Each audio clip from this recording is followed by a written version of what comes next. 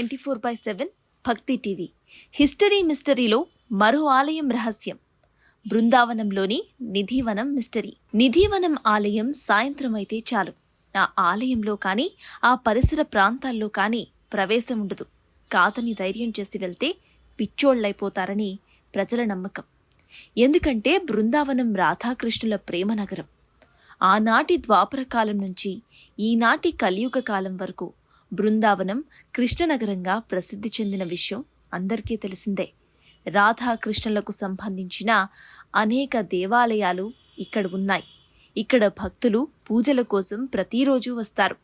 కృష్ణ జన్మాష్టమి సందర్భంగా శ్రీకృష్ణుడికి హోలీ రోజున రంగులు అద్దడం కోసం భారీ సంఖ్యలో మధుర బృందావనాలకు భక్తులు వస్తూనే ఉంటారు.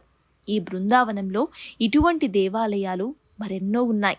వీటి గురించి అనేక ప్రత్యేక నమ్మకాలు, కథనాలు చాలా ప్రబలంగా ఉన్నాయి. ఈ ఆలయాలలో ఒకటి మనం చెప్పుకునే నిధివన్ బృందావనంలోని నిధివన్ ఆలయం. శ్రీకృష్ణుడు ప్రతి రాత్రి రాధ గోపికలతో ఇక్కడికి వస్తాడని నమ్మకం. ఇది రాధాకృష్ణులకు సంబంధించిన పవిత్ర స్థలమని విశ్వాసం. సూర్యాస్తమయం తర్వాత నిధివన్లోకి ప్రజల ప్రవేశం నిషేధం. ఈరోజు నిధివన్కి సంబంధించిన నమ్మకమైన రహస్యాల గురించి తెలుసుకుందాం. కృష్ణుడు నడిచిన నేల, అదే బృందావనంలో దాగి ఉన్న రహస్యాలలో ఒకటి ఈ నిధివన్.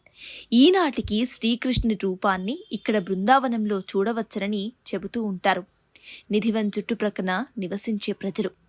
శ్రీకృష్ణుణ్ణి దర్శించుకోవటానికి భక్తులు ప్రతిరోజు అధిక సంఖ్యలో బృందావనానికి వస్తూ ఉంటారు. శ్రీకృష్ణుడు రాధారాణి గోపికలతో రాసలీలలు ఆడటం కోసం ప్రతిరోజు రాత్రిపూట నిధివనానికి వచ్చి అక్కడ నాట్యం ఆడతారని, మరెన్నో కార్యకలాపాలు చేస్తారని, అలాగే అక్కడే నిద్రిస్తారని ఒక ప్రసిద్ధ నమ్మకం. అయితే ఆ నమ్మకానికి మరింత నిజం తోడైనట్లుగా ప్రతిరోజు గుడి తలుపులు మూసివేసిన తరువాత లోపలి నుంచి డాన్స్, పాటల శబ్దం కూడా వినిపిస్తుందని ప్రజలు చెబుతూ ఉంటారు. రాత్రిపూట నిధివనంలోకి నో ఎంట్రీ కారణం దట్టమైన చెట్లు, మొక్కలతో నిండి బృందావనంలోని నిధివనం ఇతర అడవుల మాదిరిగానే ఉంటుంది. అయితే కృష్ణుడి కారణంగా ఈ ప్రదేశం ప్రత్యేకంగా పవిత్రమైనదిగా పరిగణించబడుతుంది. ఇక్కడ చెట్ల మధ్య ఒక చిన్న ప్యాలెస్ ఉంది. దీనిని రంగ్ మహల్ అని పిలుస్తారు. హిందూ మత విశ్వాసాల ప్రకారం ప్రతి రాత్రి శ్రీకృష్ణుడు గోపికలతో రాసలీల చేయడానికి నిధివనం రంగమహల్కు వస్తూ ఉంటారు. ఈ రాసలీలలు చూడాలి అనుకున్న ఓ వ్యక్తి రహస్యంగా ఎవరికీ కనిపించకుండా నిధివన్లో కృష్ణుణ్ణి చూడాలని ఉండిపోయాడట. మరుసటి రోజు మానసిక సమతుల్యత కోల్పోయాడని, పిచ్చివాడిలా ఏవేవో మాట్లాడుతూ బయటకు వచ్చాడని ఇక్కడ ప్రజలు చెబుతున్నారు. సాయంత్రం పూట నిధివనంలోకి ప్రవేశించడం నిషేధించబడడానికి కారణం ఇదే అని చెబుతున్నారు. అలాగే కాముడి పున్నమి రోజున రాత్రి నిధివనంలోకి ప్రవేశం పూర్తిగా మూసివేయబడుతుంది. కృష్ణుడు వచ్చి వెళ్ళాడు అనడానికి ఆనవాళ్లు. ప్రతిరోజు నిధివన్లోని రంగ్ మహల్లో సూర్యాస్తమయం తర్వాత కన్నయ్య కోసం నీళ్లతో పాటు వెన్న, పంచదార నైవేద్యంగా ఉంచబడుతుంది. అంతేకాదు రాధ కోసం మేకప్ వస్తువులు, పళ్ళు కూడా ఉంచబడతాయి. తెల్లవారుజామున ఆలయ తలుపులు తెరిచినప్పుడు ఆ నీటి పాత్ర ఖాళీగా ఉంటుందని, అక్కడ ఉన్న విగ్రహాలు తడిగా కనిపిస్తాయని ఒక నమ్మకం.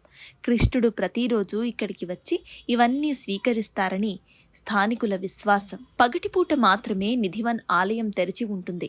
ఆలయమే కాదు, ఆలయ పరిసరాల్లో కూడా ప్రజలు పగలే అన్ని పనులు పూర్తి చేసుకుంటారట. సూర్యుడు అస్తమించిన వెంటనే నిధివనం ఖాళీ చేపడుతుందని, దీని తలుపులు 7 తాళాలను వేసి మరీ మూసివేస్తారు అని అక్కడి పూజారులు చెబుతున్నారు. అయితే బృందావనానికి వచ్చే భక్తులు రోజులో ఎప్పుడైనా నిధివనంలోకి ప్రవేశించవచ్చు. ఈ నిధివనంలోని అడవిలో తులసి, మెహందీ, కదంబ చెట్లు ఉన్నాయి. నిధివనంలో ఉన్న తులసి మొక్కలు రాత్రిపూట గోపికల రూపంలో వస్తాయని చెబుతున్నారు. రంగ్ మహల్ మాత్రమే కాదు, నిధివన్లో రాధారాణికి చెందిన ప్రసిద్ధ ఆలయం కూడా నిధివనంలోనే ఉంది. ఇది నిధివన్ రహస్యాల సమాచారం. మరొక కొత్త మిస్టరీతో మళ్ళీ కలుద్దాం. లోకా సమస్త సుఖినో భవంతు.